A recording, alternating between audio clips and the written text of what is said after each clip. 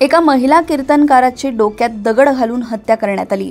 ही घटना छत्रपती संभाजीनगरमधील वैजापूरच्या चिंचडगाव शिवारात शनिवारी सकाळी 6:30 वाजताच्या सुमारास घडली आहे। हरिभक्तपरायण संगीताताई अण्णासाहेब पवार असं घटनेतील मयत कीर्तनकार महिलेचं नाव आहे। या घटनेबाबत मिळालेल्या प्राथमिक माहितीनुसार हरिभक्तपरायण संगीताताई पवार या चिंचडगाव येथील सद्गुरू नारायणगिरी महाराज कन्या आश्रम येथे वास्तव्यास होत्या।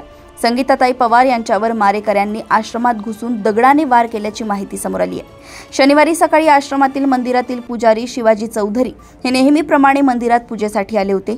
त्यांनी हरिभक्तपरायण संगीताताई पवार यांना आवाज दिला, मात्र त्यांनी प्रतिसाद न दिल्याने मंदिराशेजारी बसलेल्या शेडमध्ये जाऊन बघितलं। यावेळी हरिभक्तपरायण संगीताताई पवार या रक्ताच्या थारोळ्यात पडलेल्या होत्या। मंदिरातील पुजारी शिवाजी चौधरी यांनी याबाबत पोलिसांना माहिती दिली।